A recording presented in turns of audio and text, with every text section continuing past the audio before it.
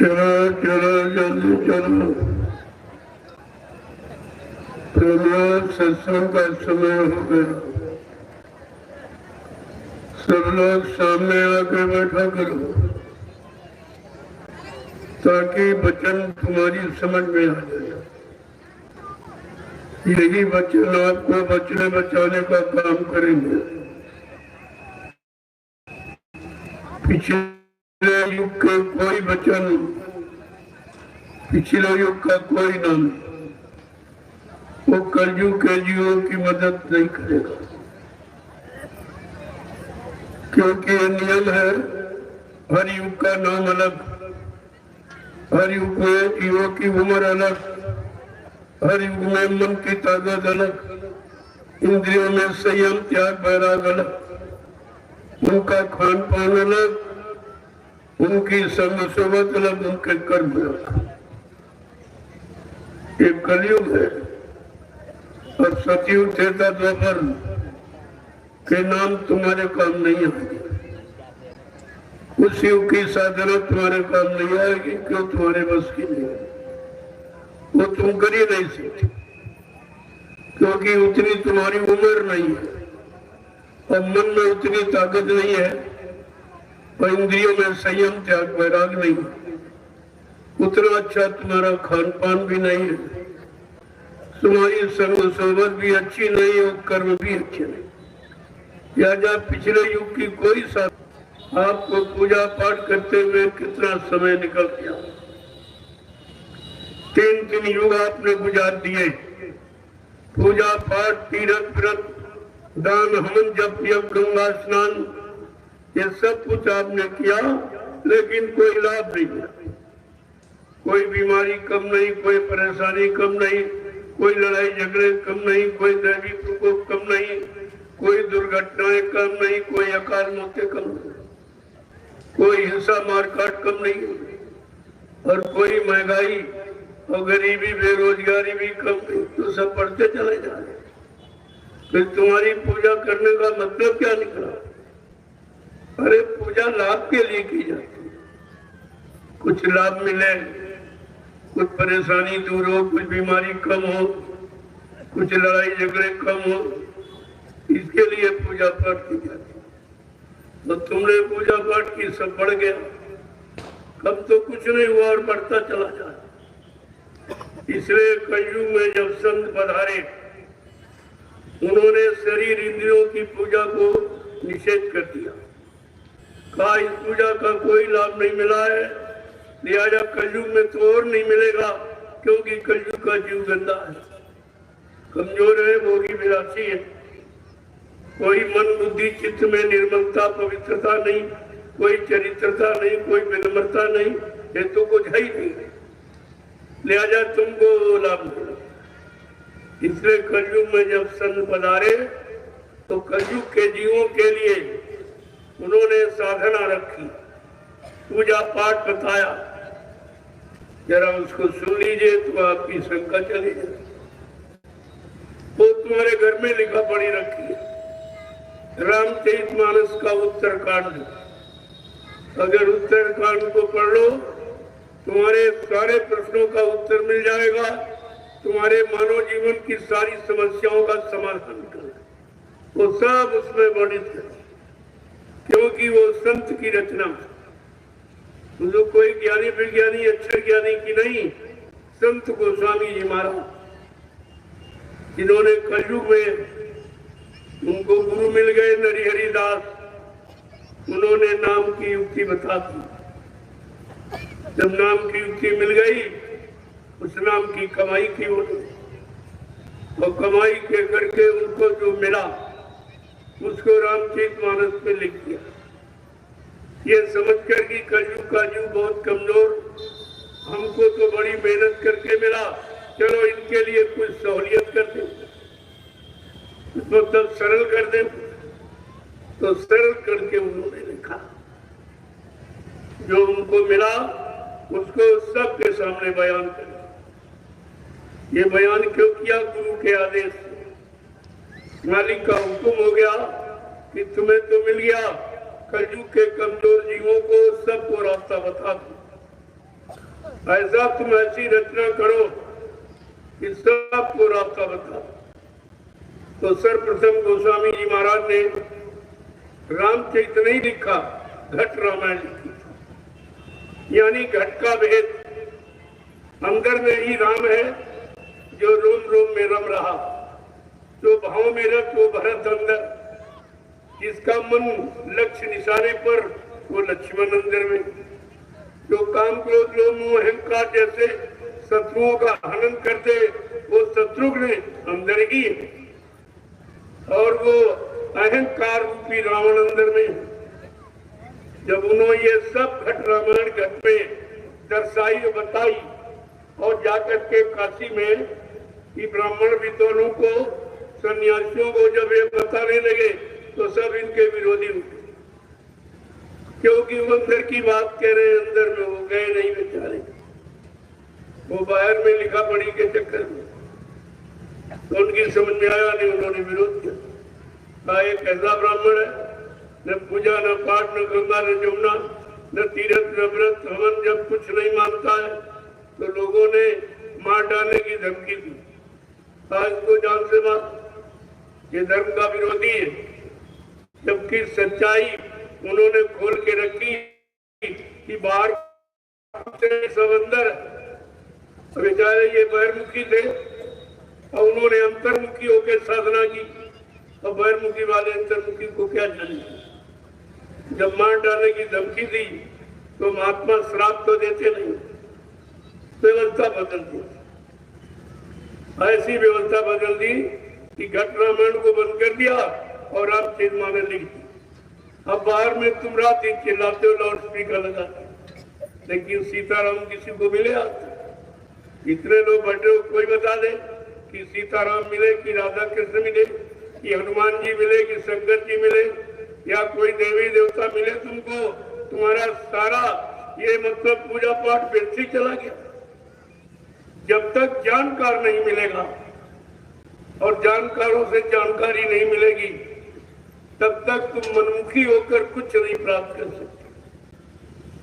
आपको तो जानकार चाहिए।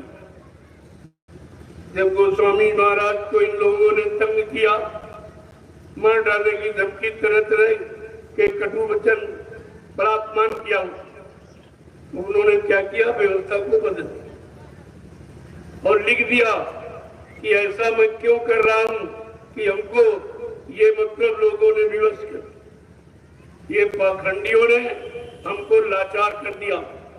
तो उन्होंने उत्तरकांड में भी लिख दिया कि हरित भूमि तृण संकुल ही समझ परत नहीं पंथ, जिम पाखंड विवाद से लुप्त भय सदग्रंथ। कहने मैंने ये सच्चे ग्रंथ को क्यों लुप्त कर रहा हूं, क्यों बंद कर रहा हूं कि पाखंड विवाद बढ़ गया। जैसे उदाहरण में कहा, जैसे बरसात में हरी हरी घास जब जमाती है तो जो पगडंडी के शॉर्टकट मार्ग वो बंद हो जाते, जो सीधे रास्ते हैं वो बंद हो जाते। इसी तरह से मुझे लोगों ने मजबूर कर दिया, कोई अच्छी सच्ची बात सुनने को तैयार नहीं है, तब हमको मजबूरन ये बंद करना पड़ा और ये लिखना पड़ा। अब तुम रात दिन चिल्लाओ, कुछ पूरी रात के मानस रट डालो और गाना बजाना सीख लो, सुनाना, लेकिन सीताराम जी नहीं मिलेंगे। उनके मिलने का तरीका अलग। उन्होंने स्पष्ट कहा कि मैं कलयुग में किनको मिलूंगा। अगर कलयुग का जीव मिलना चाहता है तो पहले तो संतों से मिले। संत मेरे जानकार हैं, संत मेरे लोकमंडल मुकाम को जानते हैं और संतों की महिमा अपार है। मैं भी संतों की शरण में रहकर ही जो कुछ किया तो किया। इसीलिए जब उन्होंने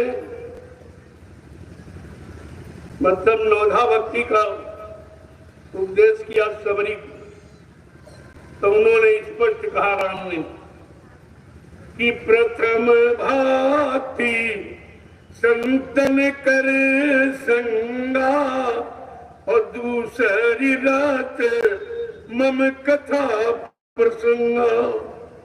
भगवान राम कहते सबरी, पहली व्यक्ति तो संतों का सत्संग, उनका साथ मिल जाए, ये पहली व्यक्ति। दूसरी व्यक्ति हमारी है, क्योंकि संतों को जीवात्मा जगाने का अधिकार है, हमको ये अधिकार नहीं। हमको केवल शुभ काम करने का अधिकार, अच्छे सच्चे समाज का निर्माण करने का अधिकार है, लेकिन जीवात्मा जगाने का, परमात्मा से मिलाने का हमको कोई अधिकार नहीं, क्योंकि मैं बीच के मंडल में रहता हूं और संत ऊपर के मंडल में। जहां ये जीवात्माएं रहती है वहीं संत रहती है।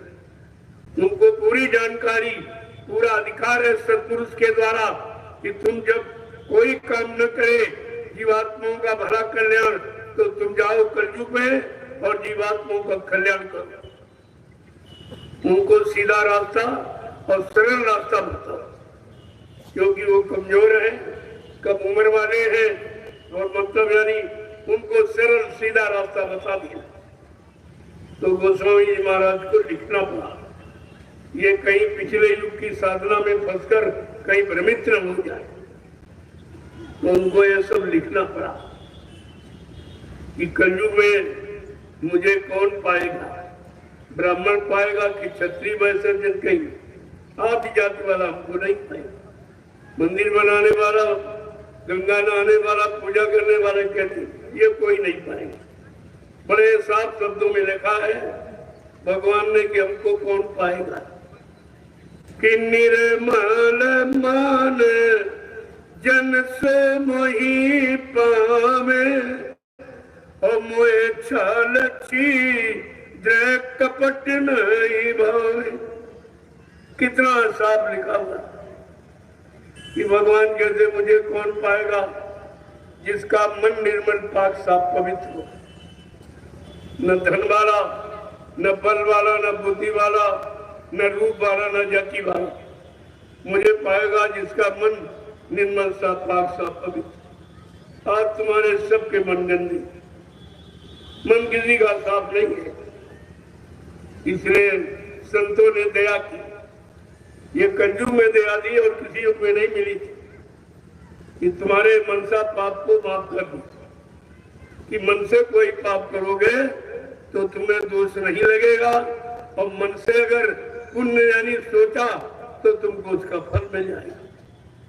देखो कितनी बड़ी दया संतों की, ये किसी युग में किसी दया नहीं की जो आप कर रही। और गोस्वामी महाराज ने लिख दिया कि रामचरितमानस में, भाई तुमको शंका न होगा कि कलयुग लेकिन कैसा लिख दिया कि कलयुग में, कलयुग का पुण्य प्रतापा और मानस पुण्य होए नहीं पापा। कलयुग में जीवों पर दया हो गई, एक अधिकार मिल गया कि अगर मन से कोई पाप करोगे तो तुम्हें दोष नहीं लगेगा, और मन से अगर शुभ कर्म सोच लिया तो उसका फल मिल जाएगा। इसका मतलब हम सब कलयुग के जीव इतने गंदे हैं कि अच्छा शुभ सोच भी नहीं सकते, सोचना भी नहीं। आज आपके सामने है कोई अच्छा काम सोच रहा, बुरे काम में कितनी जल्दी बुद्धि दौड़ती तो कितनी जल्दी अपनाने को तैयार हो जाती। ये कलयुग का प्रभाव है, हर युग का प्रभाव वाला जरा। सतयुग सत्य का प्रभाव तो सत्य का प्रभाव रहा। त्रेता में तामस यानी मतलब तामस मार का इसका प्रभाव है। द्वापर में और ज्यादा खराब हो गया तो एकदम महाभारत ही हो गई, करोड़ों मार डाले गए। आज कलयुग है तो जब मार काट से सुधार नहीं हो पाया फिर लोग बिगड़ गए। त्रेता में मार काट हुआ और मतलब यानी तब फिर बिगड़ गए, तो द्वापर में फिर मार काट करना पड़ा, अब तो और बिगड़ गए। तो ये बताओ कलयुग में ये सुधार की कौन नीति अपनाई जाएगी? क्योंकि कलयुग में संत पधारे, संत दयाल देश से आए, उनका काल का कोई काम नहीं। कोई मार काट हिंसा, कोई अपमानित करना, ये मतलब यानी किसी को ये काम नहीं था। वो क्या करते हैं, अपनी दयाल नीति से यानी दया की नीति से सबका सुधार करते। इसीलिए तो प्रेमियों देर लग रही। अगर रामकृष्ण की तरह काल की शक्ति होती तो तब मार काट के खरियाल कर दी, कुछ नहीं बनता। लेकिन चूंकि दयाल देश से आए हैं, दया करने आए हैं, माफी देने आए हैं, जीवात्मा को जगाने आए, परमात्मा से मिलाने आए, तुम्हारे पाप कर्मों में माफी करने आए, समझिए तो इस बात की अगर कुछ कर दे तो कोई नहीं बचेगा। अगर अन्य युग की भांति कि नहीं मानता, कोई सुनता तो मार काट दो, कहते नहीं, ये सुधार नहीं है। संहार का भी सुधार नहीं होता। इसलिए उन्होंने कलयुग में संहार नीति नहीं अपनाई। अगर संहार नीति अपना लेते तो कोई नहीं बचता, क्योंकि सब पाप कर्मों में एकदम डूब गए। देखना, सुनना, उठना, बैठना, बोलना, चालना, सोचना, समझना, करना, कराना, खाना, पीना, सब पाप में शुद्ध नहीं है, सब पाप। वैसे तो कोई बचने वाला नहीं, लेकिन वो बचाने के लिए आए हैं।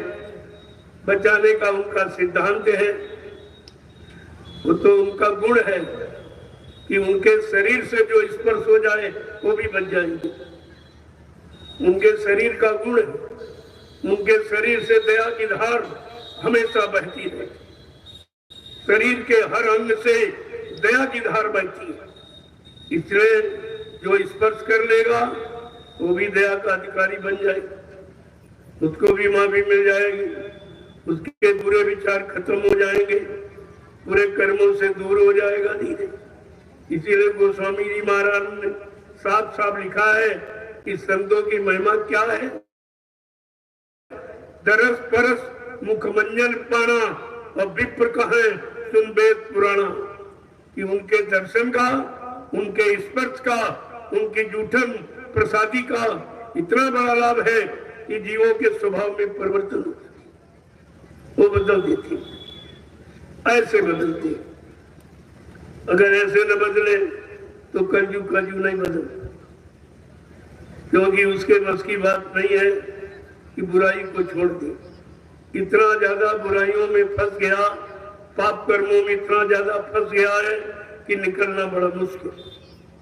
और जो निकालने आए वो तो कोई न कोई नीति अपनाएंगे, क्योंकि उन्होंने वादा किया कि मैं निकाल के ले जाऊंगा, हमको कोई युक्ति क्यों ना अपनानी पड़े, लेकिन मैं निकाल के ले जाऊंगा। जो इतना बड़ा काम करने आया है और कोई न कोई उनके पास युक्ति है, कहा सरल से सरल देखूंगा, अगर मेरे जीवों को कोई तकलीफ परेशानी है यानी नहीं कर पा रहा तो मैं कोई न कोई सरल रास्ता निकाल दूंगा। इससे सरल और क्या है? उसी सरल रास्तों से गोस्वामी जी महाराज ने रामचंद्र में लिख के बताया कि कलयुग के जीवों के लिए प्रभु प्राप्ति का सच्चा रास्ता क्या है। कि कलयुग के वल नाम आधारा और सुमेरी सुमेरी इन्नर उतरे पारा। केवल नाम का, कोई पूजा नहीं, कोई पाठ नहीं, कोई तीरथ नहीं, कोई व्रत नहीं। ये करोगे तो कलयुग में इसका कोई लाभ नहीं मिलेगा। ये कलयुग की साधना नहीं है, ये सत्युग त्रेता द्वापर की साधना। और आप कलयुग में बैठे, तुमको अपने समय की पूजा, अपने समय की साधना, अपने समय का जगाया नाम और अपने समय का पार करने वाला गुरु चाहिए, तब आपका काम संभव है। अन्यथा कलयुग के जीवों का काम कोई नहीं कर सकता। सब शांत हो गए, सब चुप हो गए, जैसे मेरे बस का नहीं। ये कलयुग के जीवों पर पाप कर्मों का लदा बोझा उतारना कहते मेरे बस की बात। वो तो उतारने वाला जब आएगा वो ऐलान करेगा, वो चुपचाप नहीं ऐलान करेगा, सारे हिंदुस्तान में ऐलान करेगा कि मैं किस काम के लिए आया हूं और कौन सा काम करके जाऊंगा, ताकि कलयुग के जीवों को के अंदर भूल भ्रम संदेह कोई ना हो, कोई शंका ना हो। लेकिन फिर भी तुम शंका के मरीज बने रहे। इतना प्रचार धरती पर किसी शक्ति ने नहीं किया जितना कलयुग में महाशक्ति ने ये गुरुदेव नाम से ये प्रचार किया। प्रभु का ये प्रभु का नाम, प्रभु सबसे बड़ा है, ईश्वर से ब्रह्म से पार ब्रह्म से बड़ा प्रभु। इसलिए अपनी बात प्रभु नाम आया, सतयुग में नहीं आया था, सतयुग में हरि नाम आया था। त्रेता में नहीं प्रभु नाम आया, राम नाम आया था। द्वापर में भी प्रभु नाम न आया, कृष्ण नाम आया था। लेकिन कलयुग में जो जीवों को जगाने के लिए और जीवात्माओं को घर पहुंचाने के लिए आया और उनके पाप कर्मों को माफी दिलाने आया, जो उनके वचनों को सुनेंगे, मानेंगे, अपनाएंगे, उन पर विश्वास करेंगे, उनके अनंत जन्मों के पापों को उतार देंगे, ये उनका काम है। इसलिए बाबा जी ने प्रचार किया।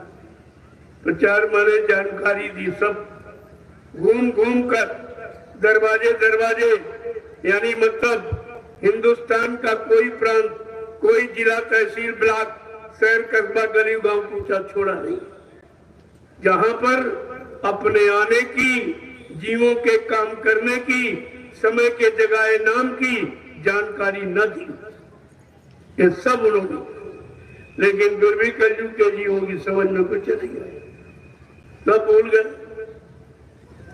और आज भी आपको जगाया जा रहा, संतों का काम जगाने का। और आज भी जन जागृति का ये संदेश आपके सामने 10 वर्षों से, 11 वर्ष लग गया, 10 वर्ष पूरे। यही राष्ट्रीय मंच लगाकर मैंने पूरे हिंदुस्तान में समय की जानकारी दी है। जो समय से वचन प्रसारित किए गए थे, यानी मथुरा में आपको कितना सुनाया और समझाया गया, लेकिन तुम्हारी समझ में तो कुछ नहीं आया। जिसने समझाया तुम उसी को भूल गए, जिसने पार करने का वादा किया तुम कहते हो मर के चला गया, तो तुम्हारा काम कौन करेगा? इतने बड़े झूठ में फंस गए हो, शंका संदेह भूल भ्रम में चले गए हो, तो तुम्हारा ये कल्याण कौन करेगा? इसलिए महापुरुषों का काम प्रेमियों जगाने का होता। आज भी आपको जगाया जा रहा, कैसे कि नींद त्यागो जरा आँख खोलो, नींद त्यागो जरा आँख खोलो, नींद त्यागो जरा आँख खोलो, नींद त्यागो जरा आँख खोलो। कब तलक यूं ही सोते रहोगे, कब तलक यूं ही सोते रहोगे, पाप गठरी पटकी तो जमी पर, आप गठरी पटक दो जमी पर, कब तलक पाप ढोते रहोगे, कब तलक पाप ढोते रहोगे। प्रेमियों, ऐसा किसी ने नहीं कहा कि हम तुम्हारे पाप कर्मों को उतार देंगे या माफ कर देंगे। ऐसा किसी शक्ति का उपदेश नहीं है। ये केवल समृद्ध महाशक्ति बाबा जय गुरुदेव जी महाराज का, बाकी किसी। क्योंकि जिनको भगवान आपने माना, त्रेता के राम, द्वापर के कृष्ण, उन्होंने तो किसी को नहीं माना। राम का इतिहास कहता है उन्होंने अपने सगे पिता को नहीं माफ किया। दशरथ को अपराध क्या था कि धोखे में भक्त श्रवण कुमार की हत्या हुई। एक हत्या होने पर भगवान ने अपने पिता को नहीं माना। तुम्हारा तो कोई ऐसा रिश्ता है नहीं उनसे, और तुम पाप के सिवा और कुछ करते ही नहीं। देखो कितनी बड़ी बात।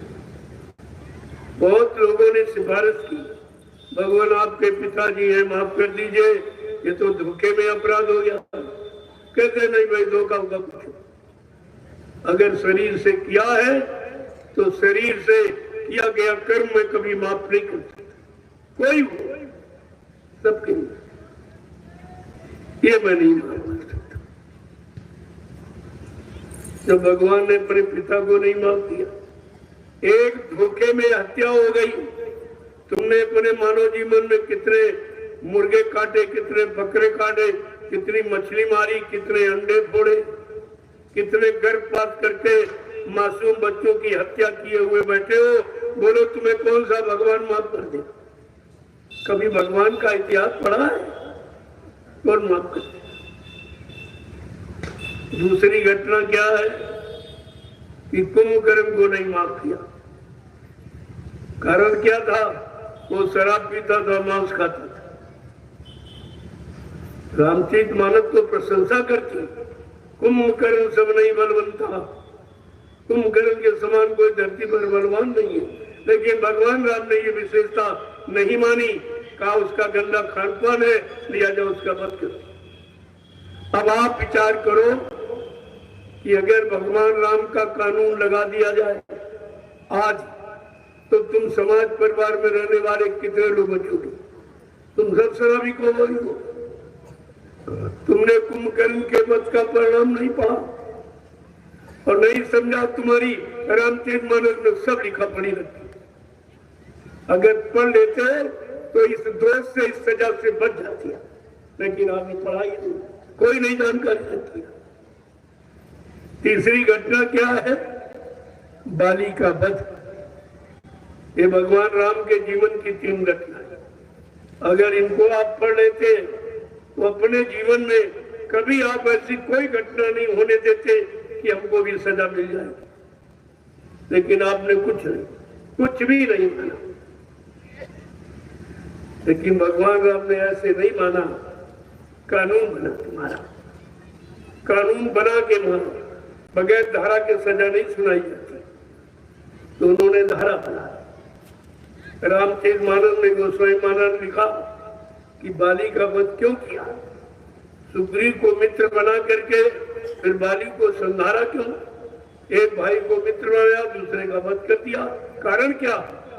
कारण ये कि अनुज वधू भगनी सुत नारी, और सुन सठ ये कन्या समचारी, इन्हें कुदरा की बिलोक जोई, और ताये बधे कछु पाप नोई। ये कानून भगवान राम ने बनाया। अनुज बधू माने छोटे भाई की स्त्री, ये बहू के समान होती। भगनी माने बहन, भगनी सुतनारी बहन के लड़के की स्त्री, ये भी बहू के समान। और कुंवारी कन्या, ये चारों निजी कन्या देवी के समान। अगर इनको कोई बुरी नजर से देखे या इनके चरित्र को बिगाड़ने का प्रयास करे, ऐसे इंसान का अगर वध कर दिया जाए तो कोई पाप नहीं। ये भगवान राम का कानून है। अगर ये कानून लगा दिया जाए तुम लोग बचोगे। तुम्हारी नारी पढ़ते ही खराब हो जाए। तुम तो अपने आप को सुधारे नहीं सकते। इसलिए कलयुग में संत बधारे ये गंदे कमजोर भोगी विलासी जीवों को ठीक करने के लिए, इनको भी सत्य के रास्ते पर चलाने के लिए वो कलयुग में संत बधारे। और भगवान ने यही कानून नहीं, एक कानून और बनाया। अगर ये भगवान के कानून पढ़ लेते तो तुम सजा के अधिकारी कभी नहीं होते। लेकिन आपने तो पढ़ा नहीं। क्या लिखा है कि जननी सम जानो पर नारी, और धन पराए विष से विष भारी। ये तो और कठिन पूजा। अरे कलयुग में ये पूजा, ये छापा तिलक जनेऊ चंदन नंदन अत्तर पत्थर पानी, ये पूजा नहीं है। पूजा का मतलब पुण्य जा, जिससे पुण्य दया सेवा के भाव पैदा हो, वो पूजा वही से प्रारंभ हो जाती। तुम्हारे तो भाव सबके गंदे, कैसे पूजा? कहा पराई स्त्री को अपनी मां जानो। देखिए ऐसा नहीं कहा, पराई स्त्री को मां के समान, पराया धन जहर का जहर मानो, और ये दोनों तुम्हारे बस की बात ना। पराई स्त्री को तुम मां की दृष्टि से देख सकते हो, इतने गंदे हो गए हो, और दूसरे के धन को तुम जहर नहीं मानोगे क्योंकि तुम लालची हो गए। ये दोनों काम तुम्हारे बस की। लिहाजा भगवान राम की पूजा करने का अधिकार तुमको नहीं। जो काल शक्ति जब उसकी पूजा करने के लायक काम नहीं हो, तो संत दयाल की पूजा तुम कैसे करो? तो बिल्कुल आपके बस की। इसको जरा देखिए, पढ़िए, तुम्हारी समझ में आ जाएगा। लेकिन न किसी ने बताया और न तुमने जानने की कोशिश की। इसका मतलब क्या हो? ये रात किसी ने खोला नहीं। अगर खोल देते तो इनकी धर्म की दुकानें बंद हो जाती, कोई नहीं जानता। गोस्वामी जी महाराज ने रामचरितमानस की रचना इसीलिए की कि कोई जीवों को बहका न भरमा न पावे, और धर्म में किसी को अलग न कर पावे, और स्वार्थ लोभ लालच पैदा न होने पावे, इसलिए रामचरितमानस की रचना। लेकिन वो तो बाकी जा रही है। पढ़ा जाता अपने लिए, बांटा जाता दूसरे। अगर तुमने पढ़ा होता तो अपने पर जरूर लागू करते, अपने पर लागू प्रयोग करते, आठ पाक साहब निर्मल पवित्र होते, तो संतों को जगाने में देर नहीं लगती। अब इतने गंदे हो कि गंदगी उठाने में समय लग रहा। कहते बाबा जी काम नहीं करते। अब कैसे करें? तुम भी काम के लायक ही नहीं। कहा तुमको काम के लायक बनाया। इस शाकाहारी का प्रचार क्यों? जब तक शाकाहारी नहीं होगे सदाचारी नहीं रहोगे, सदाचारी नहीं रहोगे ब्रह्मचारी नहीं रहोगे, और ब्रह्मचारी नहीं रहोगे तो शरीर में कोई शक्ति नहीं रहेगी। तो काम कैसे करें? बगैर शक्ति के भक्ति नहीं होती। भक्ति के लिए भी शारीरिक शक्ति चाहिए। वो शक्ति है ब्रह्मचर्य, इसके अलावा कोई शक्ति नहीं। ये आना खाना पीना फल फूल मेवा ये शक्ति नहीं है। वो तो कुदरत की तरफ से आपको शक्ति मिली। दोनों को शक्ति, स्त्री को भी रज तत्व की शक्ति और पुरुष को वीर तत्व की शक्ति, ये दोनों को शक्ति मिली, और दोनों इस समय शक्ति को नाली की तरह बहा रहे, पानी की तरह बहा रहे। कोई फिक्र नहीं है हम ये क्या कर रहे। अरे ये शक्ति दोनों को प्रभु प्राप्ति के लिए मिली थी, तो तुम कहाँ खर्च कर रहे? भोगों में जिनमें कुछ नहीं मिलना। भोगों से मिलना क्या, जाना जाना।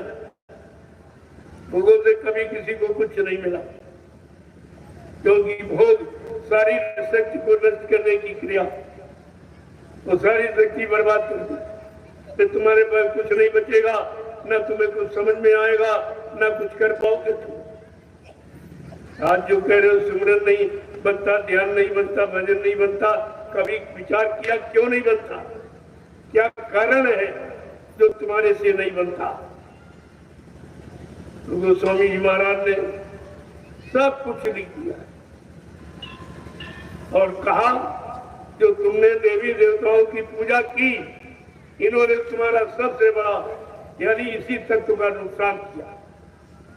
क्योंकि देवी देवता बहुत भोगी होती, भोग के सिवा इनके पास कुछ नहीं। गोस्वामी महाराज लिखा है साफ साफ कि इंद्री झरो काना और सूर कर बैठे थाना। जितनी इंद्री के दरवाजे आपके सब पर एक एक देवता बैठा हुआ। नीचे बुधा चक्र में गणेश जी का, इंद्री चक्र में ब्रह्मा जी का, नाभि चक्र में विष्णु भगवान का, हृदय चक्र में भगवान शंकर का, कंठ में आद्या शक्ति मां। इतने से इतने में इतने देवता थे। कहते इनका काम क्या है? गोस्वामी महाराज ने कहा, अरे इनसे बहुत बच के रहना, ये तुम्हारे लाभ का काम नहीं करेंगे। इनका काम क्या है कि आवत विषय बायारी और तेज झटते ते कपाट उघारी। इनका काम क्या है? जब तुम्हारे मन में विषय भोग की भावना जगी तो फट से दरवाजा खोल।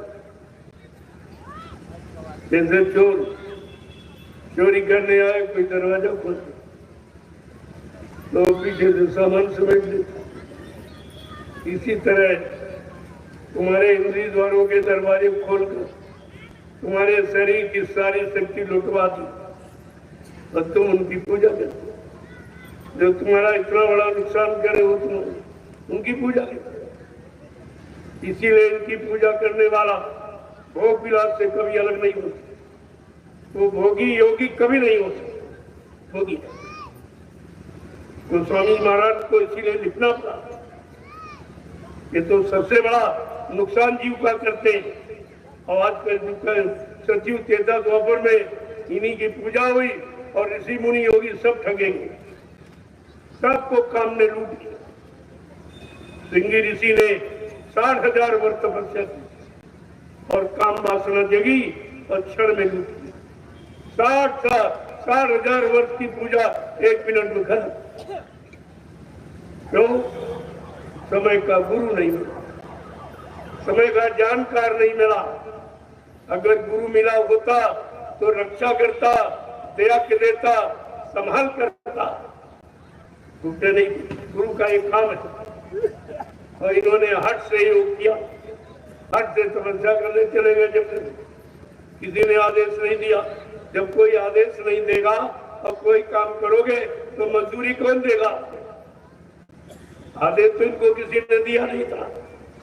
अपने मन से साधना की, अपने मन से गिर गए और सारा समय बेकार हो गया। सारा जीवन ही व्यर्थ में चला। एक काम शत्रु ने मार दिया। ये बड़ा प्रबल है। सारी सृष्टि काम से उत्पन्न है।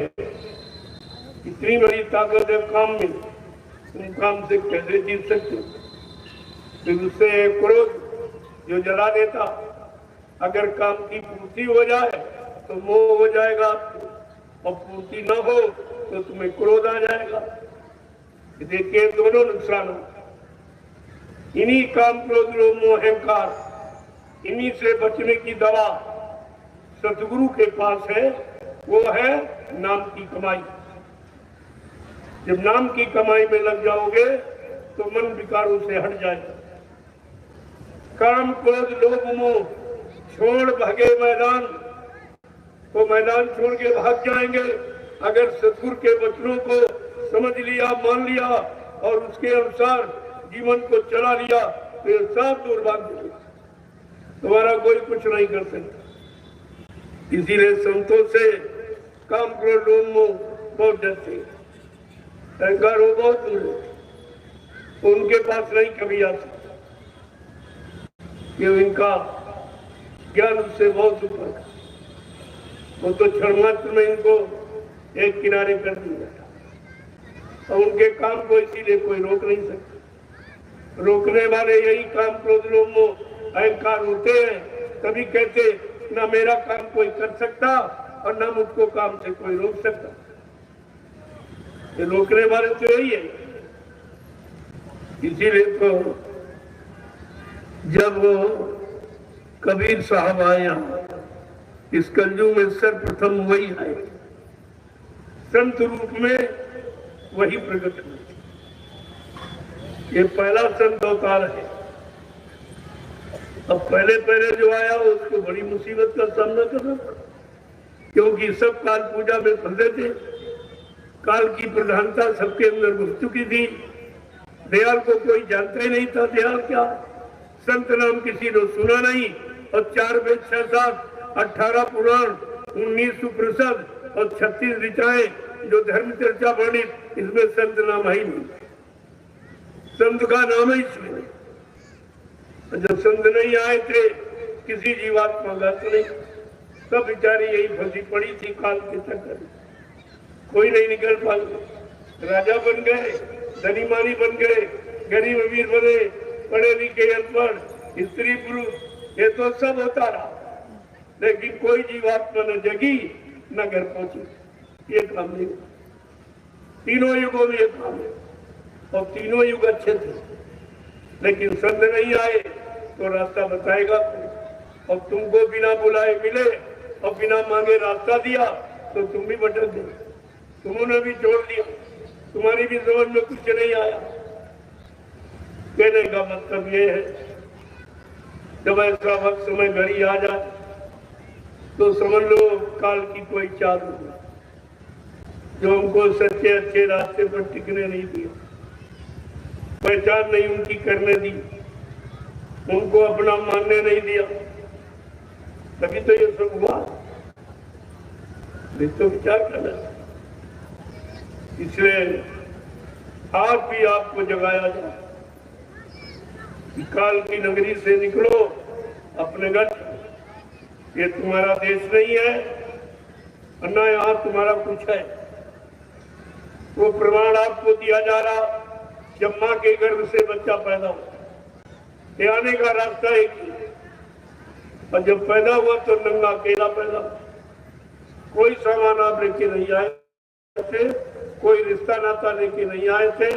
इसलिए ये समझो कि जैसे आए हो वैसे जाना पड़ेगा, नंगे आए हो नंगे चले जाओ, सामान नहीं ले जाओ, क्योंकि सामान आप लाए नहीं थे, तुम्हारा था नहीं। ये तो किसी के देश में आए तो उसने आपको ये सामान पकड़ा दिया, खेती है, दुकान है, दफ्तर है, नौकरी है, चाकरी है, पति पत्नी है, बाल बच्चे, ये सब किसी ने पकड़ाया तुमको यहाँ रहने की। अगर रहते नहीं तो उसका देश नहीं चलता। अपने देश को चलाने के लिए और फिर तुम पर हुकूमत करने के लिए उसने ये कर्जा आपको दिया। दुकान है, मकान है, जमीन है, धन दौलत है, पत्नी बाल बच्चे, ये सब ये किसी का दिया हुआ तुम्हारा नहीं। किसी के दिए हुए सामान पर तुम्हारा क्या अधिकार, क्या तुम अधिकार जमा। लेकिन ये भी तो जानकारी किसी ने नहीं दी और ना आपने ली। लेकिन संत महात्मा बराबर याद दिलाते कि तुम अपने आने का रास्ता भूल गए। कैसे आए थे? नंगे और अकेले। कैसे जाओगे? नंगे और अकेले।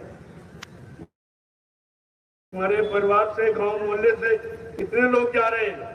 क्या कुछ लेके जा रहा कोई दुकान मकान जमीन लेके जा रहा साथ, या रुपए पैसे धन दौलत, या कोई नाता रिश्ता, कोई पत्नी बाल बच्चे, कोई अकेला आया तो अकेला जा। अब वो पछता रहा कि अरे हमने समझाते हैं तो हमारे साथ चलेंगे, हमारी मदद करेंगे, लेकिन साथी तो कोई नहीं निकला।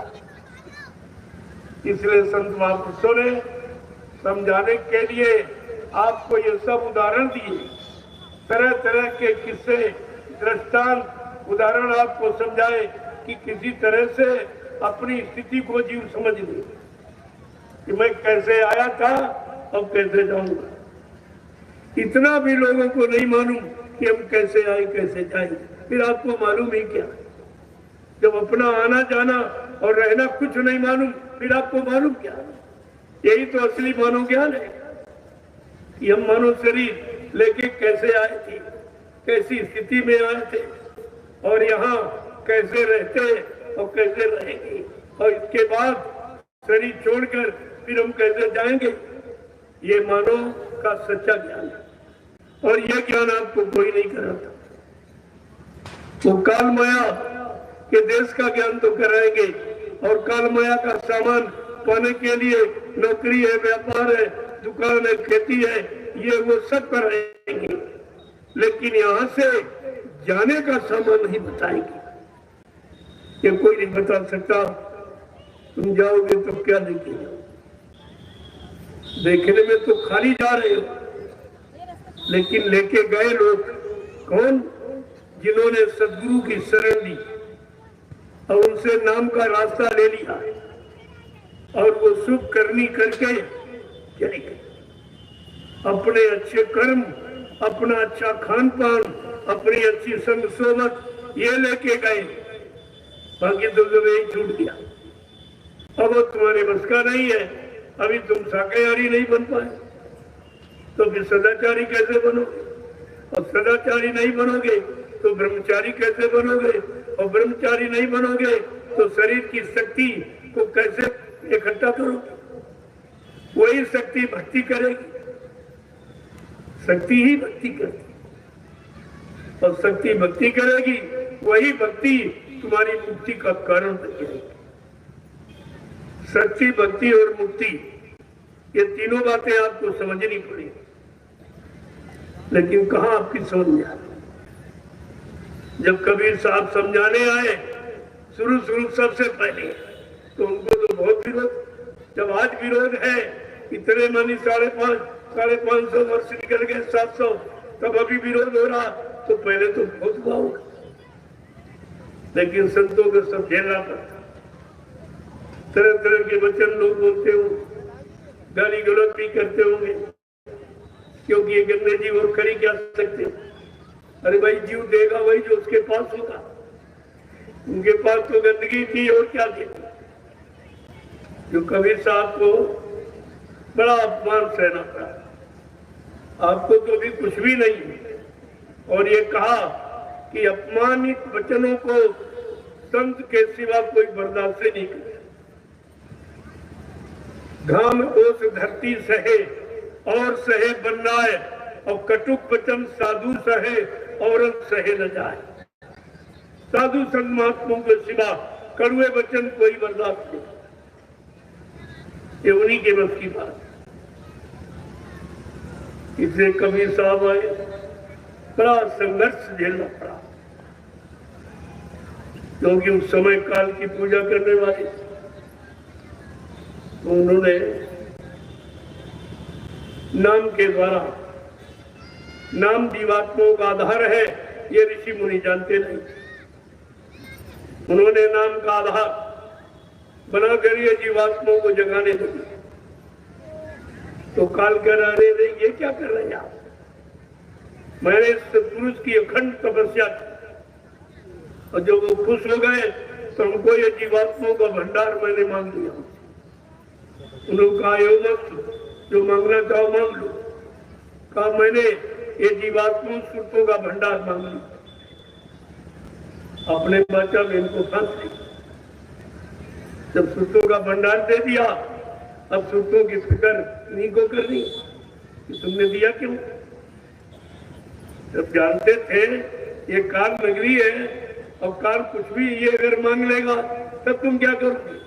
अब बेचारे जो है मस्त कह तो दिया, आज उसी के यानी मतलब गलती के कारण आज आना पड़ा, और सब तरह से निंदा आलोचना बुराई सुननी पड़ी, जेल में भी बंद होना पड़ा, क्या क्या नहीं करना पड़ा। अपनी जीवात्माओं के कल्याण उद्धार के लिए ऐसा तो किसी गुरु ने किया ही नहीं।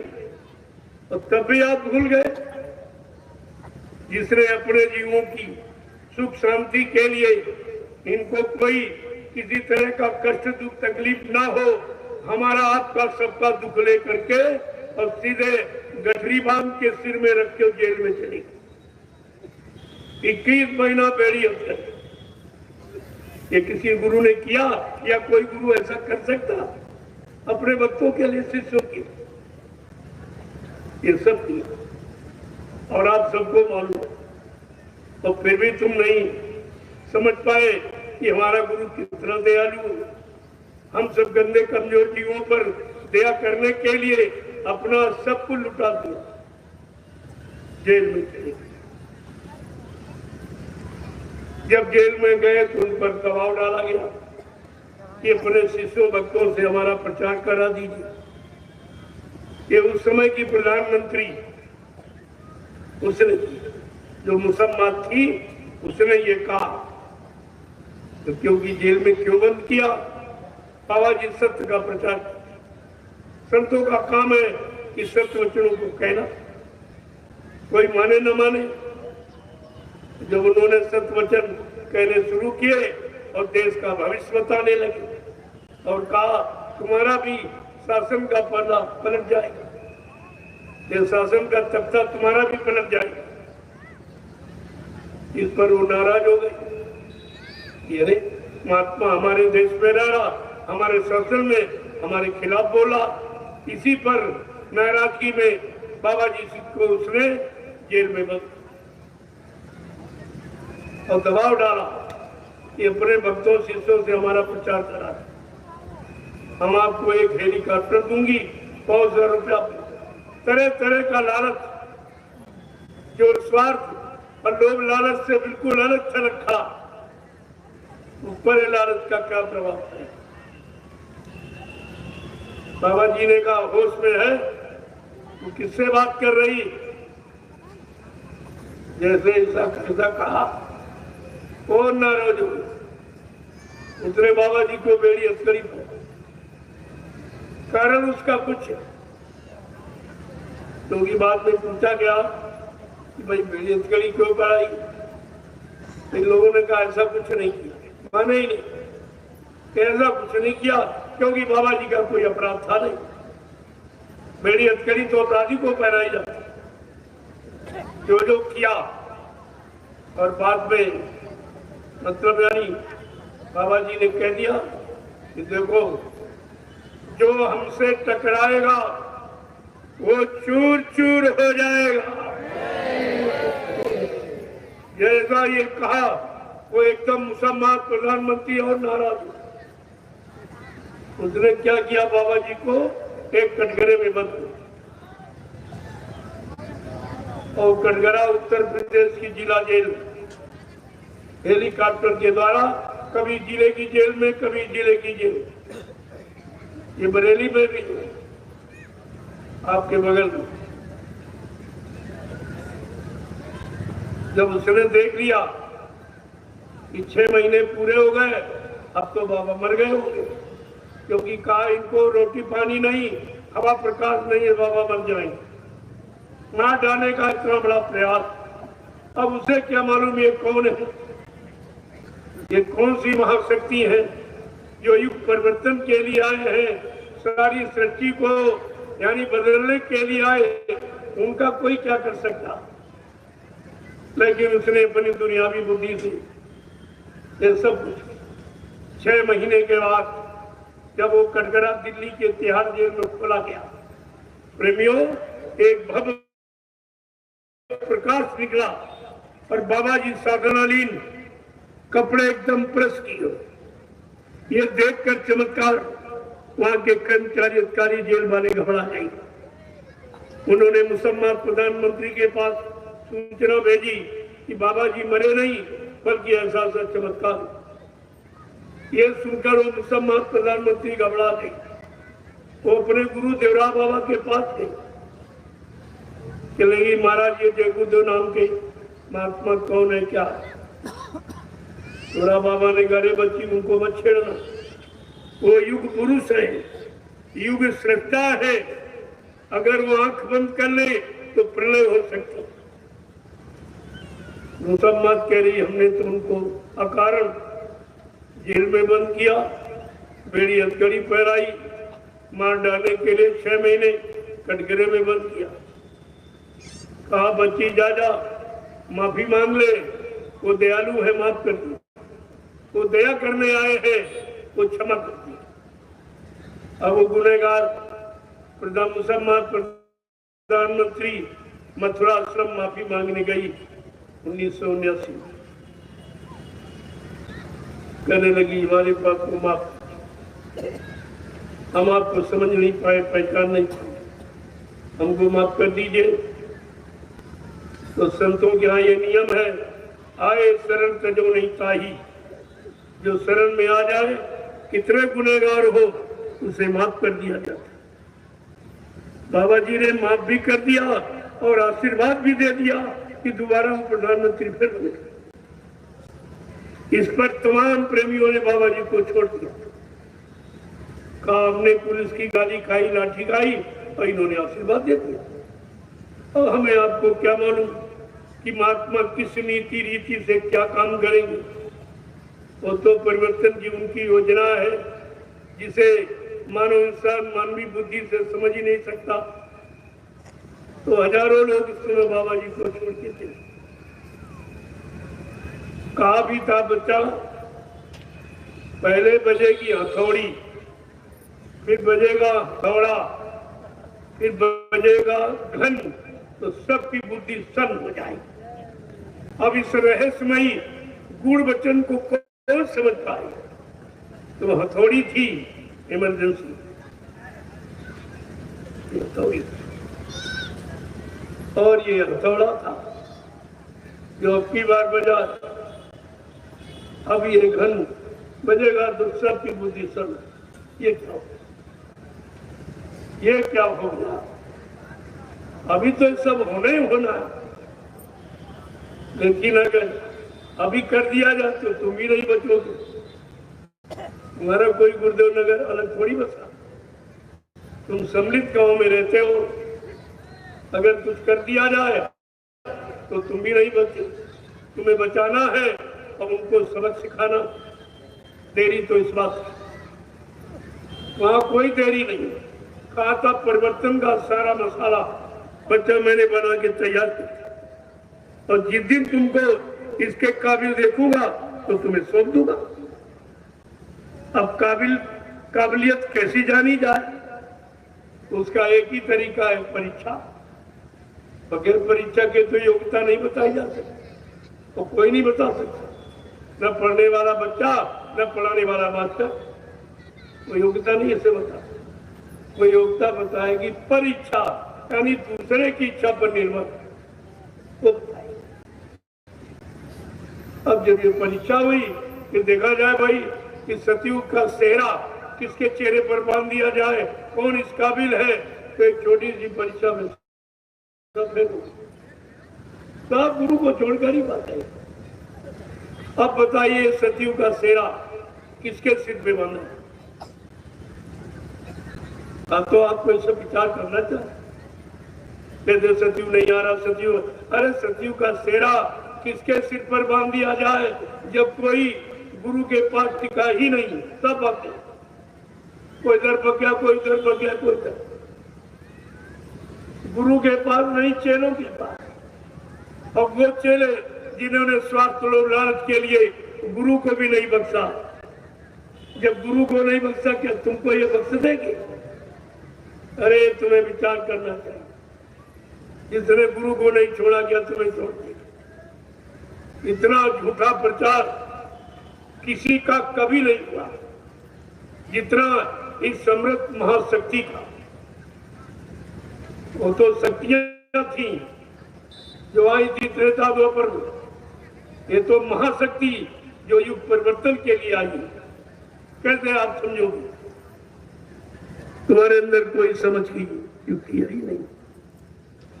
एक तो जानते नहीं हो तो बता दिया जाए तो मानते नहीं हो, तो कैसे आपका काम? तो ये तो आपत्तियां परेशानियां किसको नहीं उठानी। कभी साहब आए, उनके सामने भी यही स्थिति पैदा हो गई, तो वो पूछ रहे, जब जीवों को जगाने लगे तब काल कह रहा, अरे रे यह क्या कर रहे हैं आप? मैंने अखंड तपस्या सतपुरुष की और ये वरदान प्राप्त किया जीवात्माओं के भंडार का, और आप इनको जगा के ले जाओ। कहा देख, जब तुझसे एवं मस्तु कहा था तो ये भी कहा था, मेरी एक संत सूरत, एक संत बोध मृत्युलोक मंडल पर आता जाता रहेगा, वो जीवों को जगाता रहेगा, तुम इसमें कोई दखलंदाजी नहीं करो। कहा ये तो कहा था, लेकिन ये बताओ आप जगाओगे कैसे? कैसे जीवों को ले जाओ? तो कबीर साहब ने कहा 5 नाम के द्वारा। तो सुनकर काल हंसा कि तुम्हारे 5 नाम की आशा और हमारे है 84 फांसा। हमने 4 कान 84 लाख योनियां फंसाने की बनाई जीव की, तुम्हारे ये 5 नाम क्या करेंगे? कबीर साहब कहते, अरे मूर्ख, तुझे नहीं मालूम मेरे एक नाम में तेरी सारी 84 सिमट जाएगी। पहला नाम इसीलिए काल भगवान का ही, वो इसीलिए आपसे कहा जा रहा भाई इनका भी नाम नहीं। यद्यप तुम्हारा उससे कोई संबंध नहीं काल से, लेकिन काल के देश में रहते हो भाई, उसका कुछ सम्मान करो, उसका भी नाम ले लो और कुछ प्रणाम कर दो तो खुश हो जाएगा, दरवाजा खोल देगा, तो आप निकल जाओ। कहा जब दरवाजा खुला, गोसाई महाराज ने क्या लिखा कि मोही बिलो कि राम मुस्काही अभी हसत तुरा तक मुख मोई। कहा जैसे मैंने पहला नाम लिया, इसी काल के हुक्म से, निरंजन के हुक्म से राम आए थे, तो राम खुश हो गए कि मेरे मालिक का कोई नाम ले रहा। और खुश हो गए, जब खुशे तो दरवाजा खुल गया, उनके अंदर से दरवाजा था, मुख से खुल गया तो निकल गया। जब निकल गए तभी आपसे कहा कि हर नाम लो, रूप को याद करो और अंतर्दृष्टि से स्थान पर उसको प्रणाम करो। ये जब करोगे सम्मान तो ये सब दरवाजे खुलते जाएंगे और आपने सच्चे सतलो सच का नाना भी पहुंच जाओगे। अगर बीच में दरवाजा किसी ने बंद रखा तो आप निकल नहीं पाओ। कहा इनको प्रणाम करो तो ये दरवाजा, और इतना ही मतलब उनसे, न उनके यहाँ आपको रहना है, न उनकी कोई बात माननी है, केवल उनके रूप को याद करो और मतलब अंतर्दृष्टि से स्थान जो बताया वहां पर आप प्रणाम, तो दरवाजा खोला। जब पहला खोला तो वो खुश हो गए, दूसरा कहते दूसरे का नाम लिया तो उस मालिक ने खुश होकर दरवाजा खोले कि उधर माज सुने अंडज राया और देखे बाहु ब्रह्मांड निकाया। उधर माने पेट नहीं, उधर मध्य नहीं, क्या ये मध्य है, ये देहरी है, ये शरीर की देहरी है मध्य। कहा कि उधर माज सुनंद चिनाया। जब उधर पहुंचा दूसरा नाम लिया तो वो खुश हो गया। तो वहां जब पहुंचा तरह तरह के अनपिंड ब्रह्मांडों की रचना देखी। कल फिर आगे गया, गुरु की कृपा से, गुरु की आज्ञा आदेश मानकर फिर आगे बढ़ा।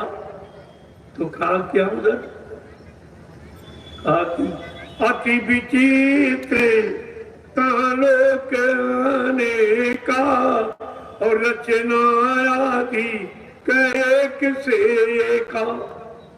जब आगे पहुंचा गुरु की दया कृपा से मंत्रवाणी तीसरे स्थान पर पहुंचा तो ये तरह तरह की विचित्र रचना कारीगरी जो यहाँ कहीं नहीं, इतना सुंदर। का फिर आगे पढ़ा चौथे स्थान। तो क्या कहते हैं कि कोटि न चातु रानन गोरी सा अवगणित से शारदाई सा। करोड़ों ब्रह्मा विष्णु महादेव एक लाइन में, अगणित से शारदा, ये सब वहां भरे पड़े थे। कहा उनको गुरु कृपा से देखा निकलते चला गया और बाद में अपने घर पहुंचा। अपने घर के दरवाजे पर 5वें स्थान पर पहुंच गया। कहा ये सब गुरु कृपा से, उनकी कृपा हो गई। रास्ता हाथ पकड़ कर चलाते थे, हर लोग से निकालते थे, फंसने नहीं देते थे, तब अपने घर मुकाम पर पहुंचा। ऐसे नहीं होता। और आप तो ये कुछ करते भी नहीं जानते थे, और अब अभी उसकी जरूरत नहीं, आप समझ नहीं पाओगे। तो मैं थोड़ा बहुत इशारा तो करता हूँ, लेकिन अभी यहीं से निकलने का प्रयास किया है कि जब तक काल माया के देश से निकला न जाए तब तक उधर पहुंचा नहीं जाएगा। जब उधर पहुंचा जाएगा तब ये सब सत्य हो जाएगा कि देवलोक में देवता है, मृत्युलोक में है ही नहीं, हम सब यही ढूंढ रहे हैं। यहाँ कुछ नहीं, कुछ नहीं। यहाँ तो कोई है ही नहीं। यहाँ जो भी मानव तन में आया उसको शरीर छोड़ो, कोई शरीर धारण करो उसे छोड़ो, बस जन्म और मृत्यु, इसके सिवाय और कुछ नहीं। इस जन्म मृत्यु के देश से निकलना है, और बगैर सदगुरु की दया के कोई निकल नहीं सकता। और आपने सदगुरु को छोड़ दिया, छोड़ ही नहीं दिया, कह दिया वो मर गए, तो तुम्हारा विश्वास ही खत्म हो। फिर तुमको निकालेगा कौन? इस मृत्यु लोक से, काल माया के देश से तुम्हें कौन निकालेगा? और ऊपर के लोग मंडल मुकामों में कौन पहुंचाएगा? और फिर अपने घर आप कैसे?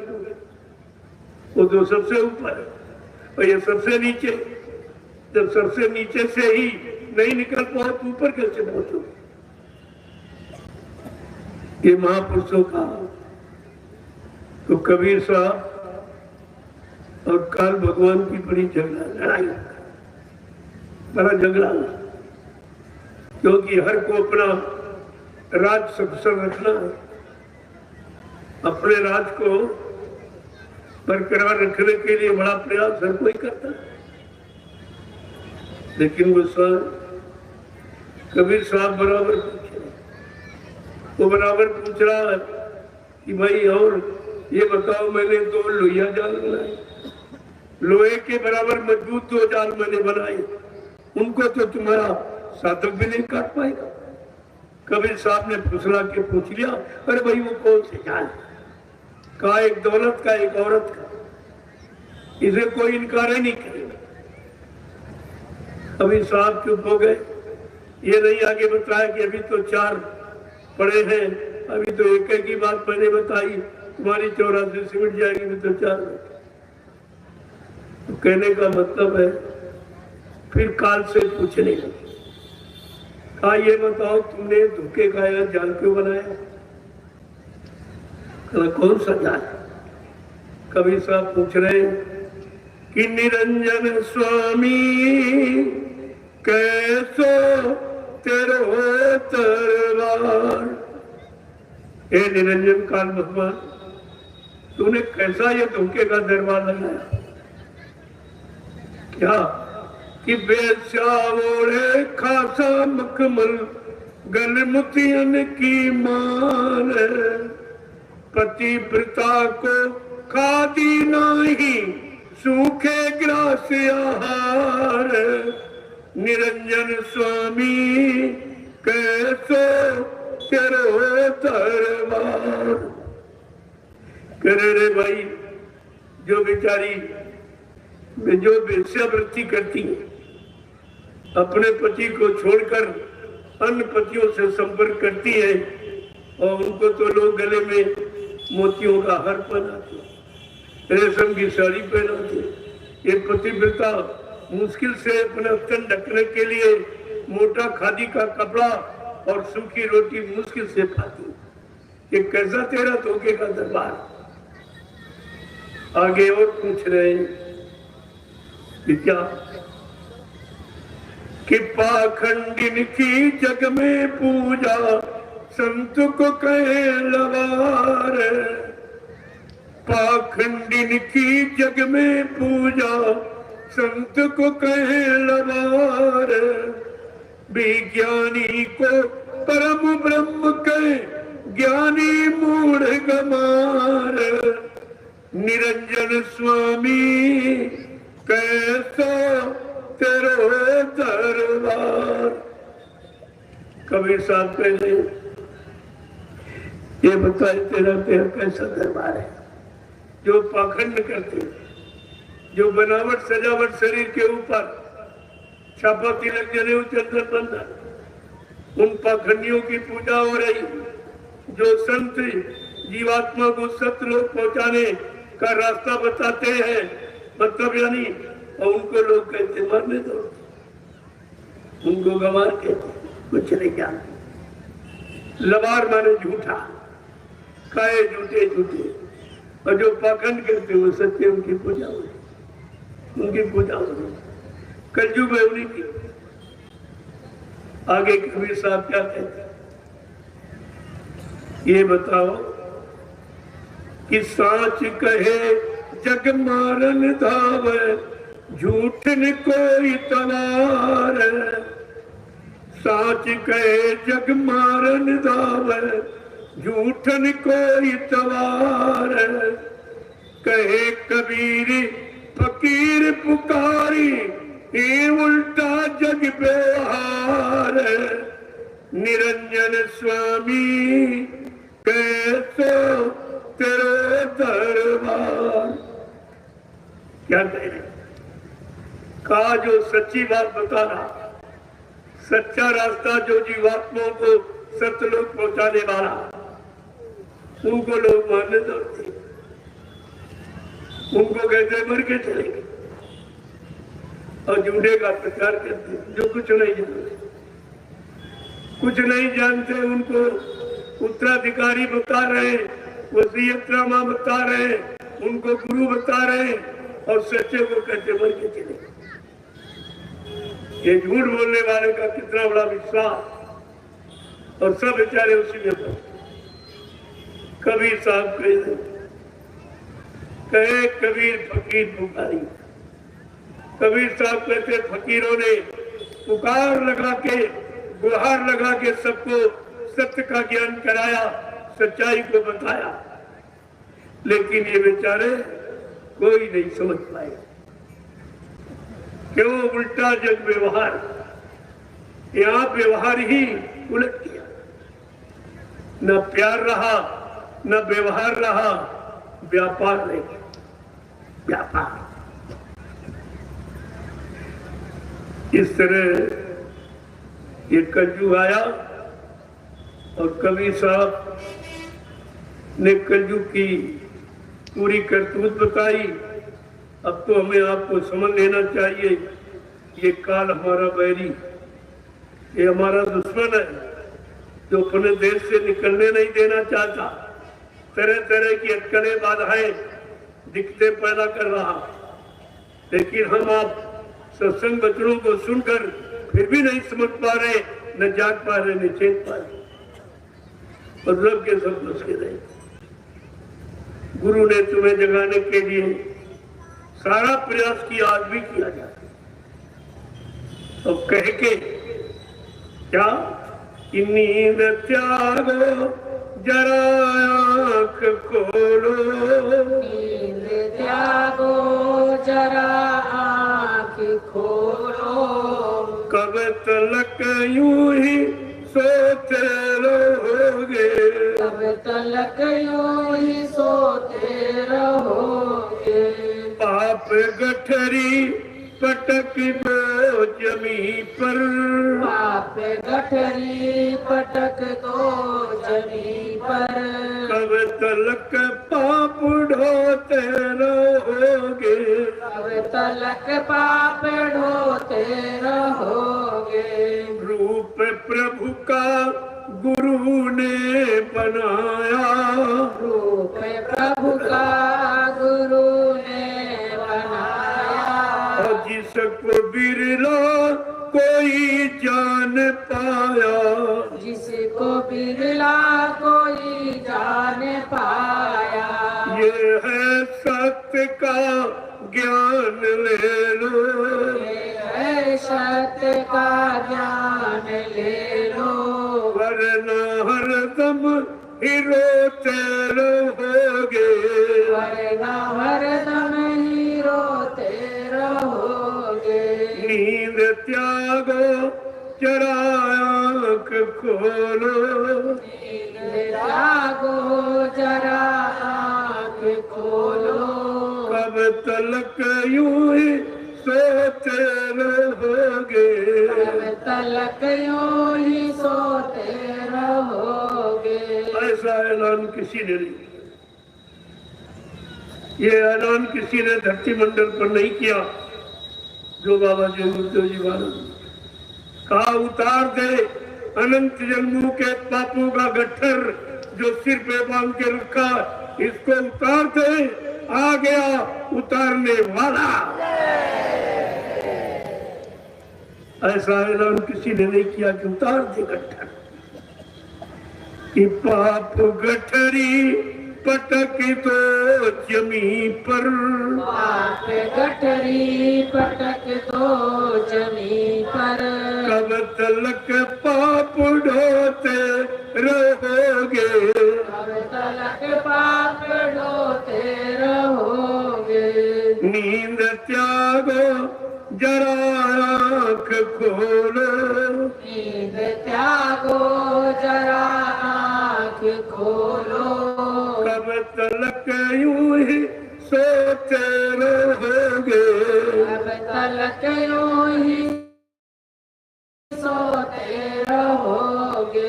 भेद प्रभु का गुरु ने दिया है, वेद प्रभु का गुरु ने दिया है, भेद प्रभु का गुरु ने दिया है, वेद प्रभु का गुरु ने दिया है। और जिसने समझा वो अपना लिया है, जिसने समझा वो अपना लिया है। ये है मुक्ति का मार्ग ले लो, ये है मुक्ति का मार्ग ले लो, वरना आते ही जाते रहोगे, वरना आते ही जाते रहोगे।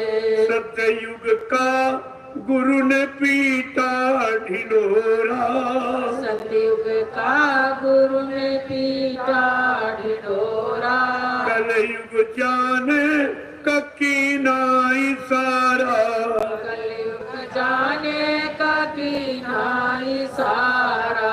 दुनिया वालों समझ लो इसे तुम, दुनिया वालों समझ लो इसे तुम, वक्त की मार खाते रहोगे, वक्त की मार खाते रहोगे। तुम हो चंद रोजा मुसाफिर, वो चंद रोजा मुसाफिर, कोई रहने न देगा यहाँ पर, कोई रहने न देगा यहाँ पर। जिनको अपना बनाया है तूने, जिनको अपना बनाया है तूने, कोई तुमको न अपना कहेंगे, कोई तुमको न अपना कहेंगे। नींद त्यागो जरा आँख खोलो, नींद त्यागो जरा आँख खोलो, कब तलक यूं ही सोते रहोगे, अब तलक यूं ही सोते रहोगे। पाप गठरी पटक तो जमी पर, पाप गठरी पटक दो जमी पर, कब तलक पाप ढोते रहोगे, अब तलक पाप ढोते रहोगे। प्रेम से बोलो जय गुरुदेव। जय गुरुदेव। नाम किसका? प्रभु का। प्रभु का प्यारा नाम। जय उपस्थित सत्संगी प्रेमी जनों, ग्रामवासियों, धर्म प्रेमियों,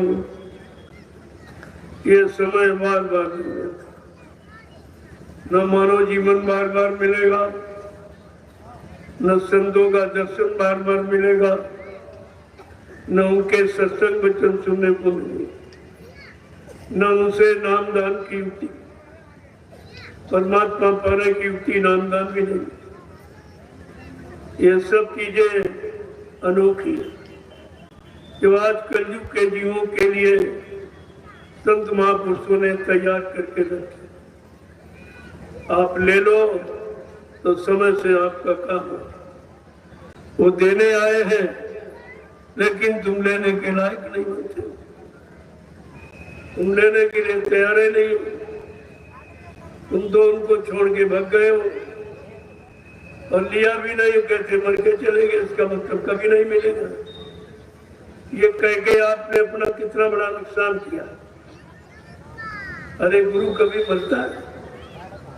बाबा जी ने क्या आपसे कहा था? जब नाम दान दिया तो आपसे वादा किया कि बच्चा मैं अजर अमर देश से आया हूं, जब तक तुम्हारी जीवात्मा को अजर अमर देश नहीं पहुंचा लूंगा मैं चैन से बैठने वाला नहीं हूं। जब तक मेरा एक भी जीव यहाँ रहेगा मैं बराबर मौजूद रहूंगा।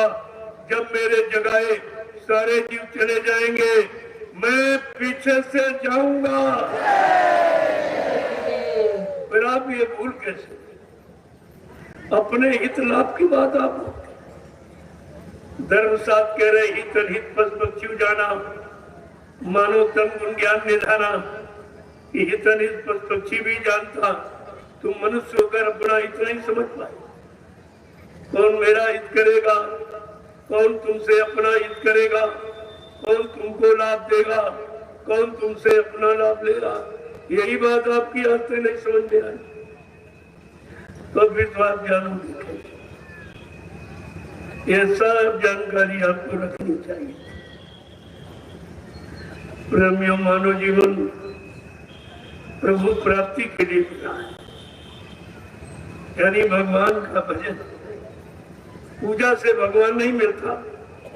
पूजा पाठ तीर्थ दान हवन जप गंगा स्नान से मान मिलता है, सामान मिलता है, सामान मिलता और मतलब यानी और भजन से भगवान मिलता है।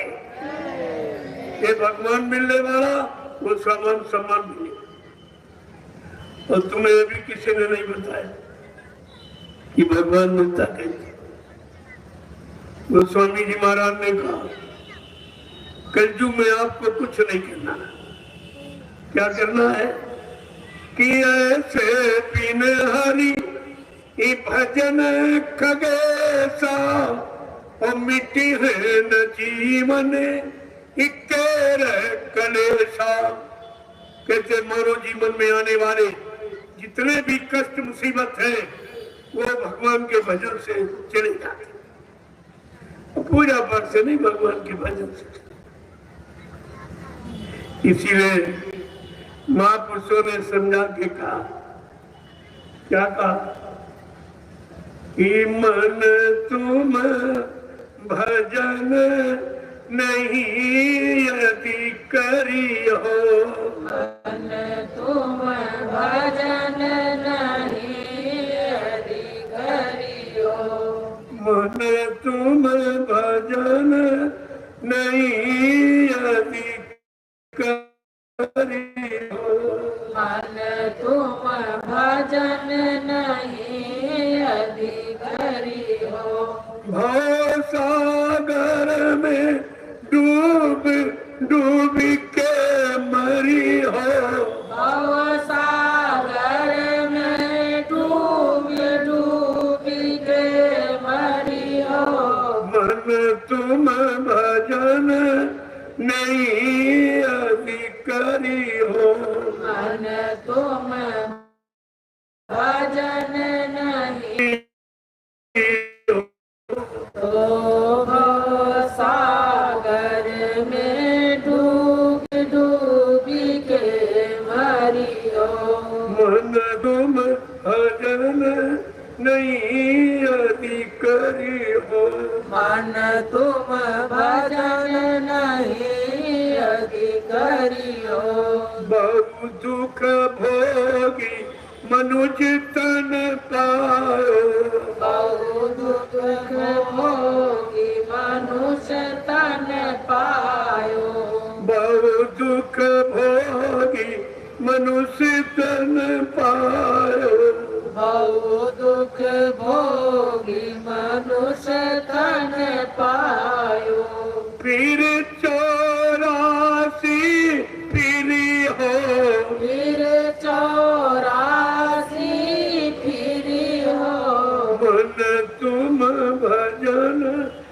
नहीं अधिकारी हो। मन तुम भजन नहीं अधिकारी हो। बहु दुख भोगी मनुज तन पायो। बहु दुख भोगी मनुज तन पायो। फिर 84 फिरी हो। फिर 84 फिरी हो। मन तुम भजन नहीं अधिकारी हो। मन तुम भजन नहीं अधिकारी हो। कुछ बन पड़ा पाप यदि तन से। कुछ मन गया पाप यदि तन से। कुछ बन गया पाप यदि तन से। कुछ मन गया पाप यदि तन से। नरक कुंड मां परी हो। नरक कुंड मां परी हो। मन तुम भजन नहीं अधिकारी हो। मन तुम भजन नहीं अधिकारी हो। तारा सुत ये काम नहीं है। दारा सुत ये काम नहीं है। दारा सुत हित काम नहीं है। दारा सुत हित काम नहीं है। माई बाप को रही है। माई बाप को रही है। मन तुम भजन नहीं अधिकारी हो। मन तुम भजन नहीं अधिकारी हो। दारुण दुख प्यारे बहु मिली है। दुख प्यारे मिली है। बहुत सागर कस तरी हो। ओ सागर कस तरी हो। मन तुम भजन नहीं अधिकारी हो। मन तुम भजन नहीं अधिकारी हो। रक्षक कौन तुम्हारा होगा। रक्षक कौन तुम्हारा होगा। रक्षक कौन तुम्हारा होगा। रक्षक कौन तुम्हारा होगा। गुरु का पंथ न धरी हो। गुरु का पंथ न धरी हो। मन तुम भजन नहीं अधिकारी हो। मन तुम भजन नहीं अधिकारी हो। जय गुरुदेव कहे फिर दुख में। जय गुरुदेव कहे फिर दुख में। जय गुरुदेव कहे फिर दुख में। जय गुरुदेव कहे फिर दुख में। किसकी ओर निहरी हो। किसकी ओर निहरी हो। मन तुम भजन नहीं अधिकारी हो। मन तुम भजन नहीं अधिकारी हो। भव सागर में डूब डूब के मरी हो। भव सागर में डूब डूब के मरी हो। मन तुम भजन नहीं अधिकारी हो। मन तुम भजन नहीं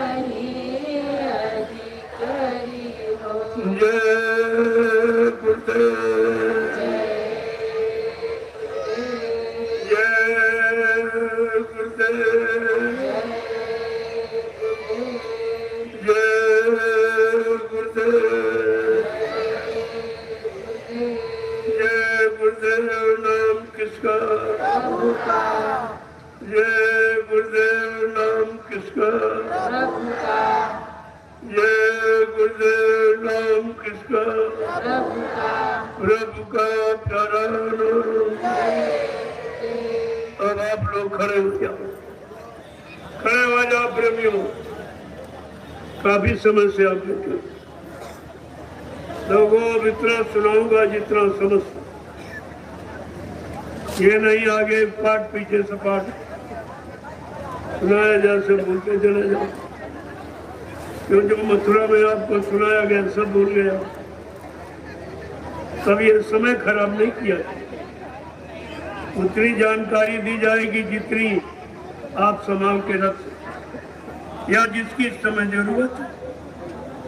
जो तुम्हारे में संगा संदेह मूल ब्रह्म भर गया उससे वो निकल जाए, आप सही सच्चे रास्ते पर खड़े हो। जय गुरुदेव, जय गुरुदेव, जय गुरुदेव नाम किसका जय गुरुदेव नाम किसका प्रभु का प्यारा नाम।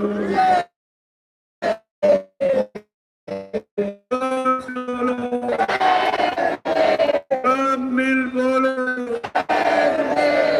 बोलना होगा, अभी से बोलो,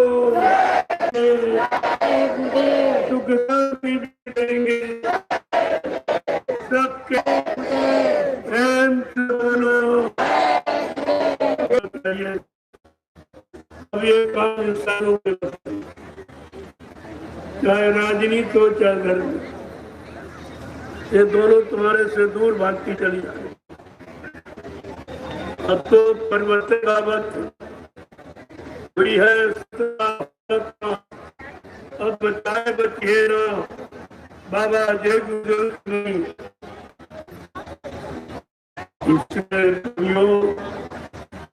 एक एक को पी जाओ, ये आपको कहीं मिलेंगे नहीं और ये कोई बताएगा नहीं, तो किसी को मालूम नहीं। और कोई ये कलयुग का ऐसा अनोखा परिवर्तन है जो मानव बुद्धि के परे, न मानो सोच सकता, न मानो कर सकता, न मानो क्लासिक। वो काम आपके सामने करके दिखाया जाएगा। इसी चमत्कार को सारी दुनिया नमस्कार करेगी। जय गुरुदेव। अब आप लोग लाइन में खड़े हो जाओ, मैं आपका दर्शन। देखो कल है दीपावली, ये त्योहार तो बहुत पुराना है, ये त्रेता का है और कलयुग में मनाया जाता है, क्योंकि कलयुग का कोई त्योहार बना नहीं। तो बाबा जी ने कलयुग के इतिहास में ये सब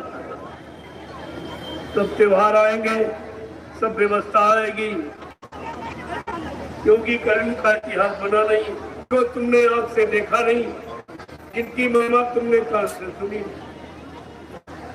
तो नहीं प्रीति त्योहारों से प्रेम और विश्वास ये जुटा ही। तो दिवाली तुम्हारा दिवाला निकल रहा, दिवाली में ये ज्यादा चिराग क्यों जलाया कि रहने वाली यदि महात्मा है, जब तक अपने असली प्रकाश चेतन में देश ये सब चिराग के प्राप्त हो, ये सब थोड़ी है, ये तो नकली है आवाज, तो असली नहीं। उधर असली आवाज है, इतनी उस अखंड आवाज को सुनने वाली जीवात्मा, उस अखंड प्रकाश को देखती उसमें रहने वाली जीवात्मा को खुशनुमा दे, जहाँ सुगंधी सुगंधी ऐसे देखती जीवात्मा लेने वाली है। अब जब तक अपने घर नहीं पहुंचेगी तो इसकी दिवाली नहीं। इसलिए का सदा दिवाली संत घर हरदम रहे त्योहार, संत दिवाली करत है सप्त लोक के मां। ये सब क्यों परिचय दिया?